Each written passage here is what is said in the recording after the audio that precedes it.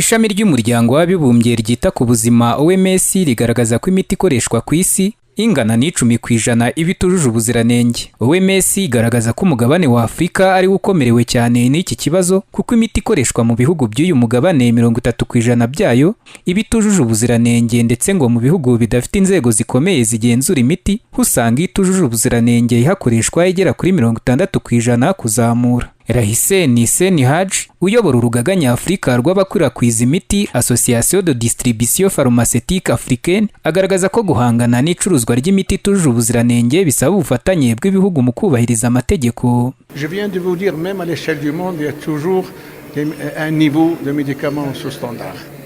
Bien sûr, en Afrique, ceci est beaucoup plus grand. Nabivuze ko no kwisi hose hari iki kibazo cy'imiti itujuje ubuziranenge, gusa muri Afrika niho higanje iki kibazo, aho usanga imiti icuruzwa mu buryo bubonetse nta murongo za guverinoma zashyizeho.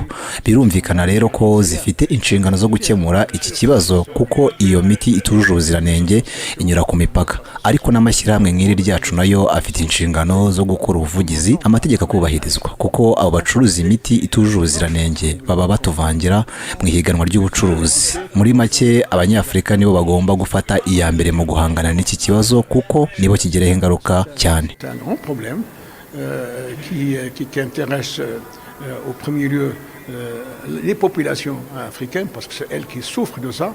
Umuyobozi w'urugaga nyarwanda rw'abatumiza imiti mu mahanga Dr Abel Dushimimana avuga ko Afrika ifite ubushobozi bwo guhangana n'icuruzwa ry'imiti itujuje ubuziranenge, ko ahubwo ibihugu bisabwa kugaragaza ubushake. Afrika yo ubushobozi irabufite. Bisaba rero ko igihugu kigira ubushake, ni ukuvuga ubuyobozi kigashyiraho uburyo bwo kugenzura imiti yinjira mu gihugu uko iteye, aho iva. Aho rero nko mu gihugu cyacu byo birahari, dusigaye dufite laboratoire ikomeye cyane ireba iyo miti. Nta muti ushobora gucuruza mu Rwanda udaciye muri iyo laboratoire, niko bisigaye bimeze, ariko siko ahandi hose bimeze muri ibi bihugu cy'Afrika. Hagati aho kuva kuri uyu wa mbere i Kigali haberaga ibiganiro by'iminsi 2 bihuje abagize urugaga nyafurika rw'abakwirakwiza imiti bigira hamwe icyakorwa mu guhangana n'icuruzwa ry'imiti itujuje ubuziranenge. Umuyobozi w'ikigo cy'u Rwanda gishinzwe ubugenzuzi bw'imiti n'ibiribwa Rwanda FDA Dr Emile Bienveni yavuze ko amwe mu masomo icyorezo cya COVID-19 cyasigiye umugabane wa Afrika ari ukubaka inzego z'ubuzima zikomeye, by'umwihariko ibijyanye no gukwirakwiza imiti.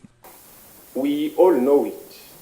The COVID-19 pandemic has indeed and continues to reveal the challenges within global health.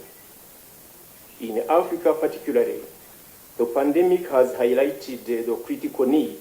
Twese turabizi ko COVID-19 yerekanye imbogamizi ziri mu rwego rw'ubuzima mu isi. By'umwihariko muri Afrika iki cyorezo cyerekanye ko bidasubirwaho ibihugu bikeneye uburyo buhamye bwo kubona imiti no kuyikwirakwiza ku mugabane wose. Especially in the distribution and access to pharmaceutical products across Africa. Kugeza ubu bimwe mu bitiza umurindi icuruzwa ry'imiti itujuje ubuziranenge ku isi nuko mu bihugu byinshi nta mategeko ahana mu buryo bukomeye abayicuruza, ruswa, iterambere ry'ubucuruzi bwo kuri murandasi n'ibindi. Daniel Hakizimana, Flash TV.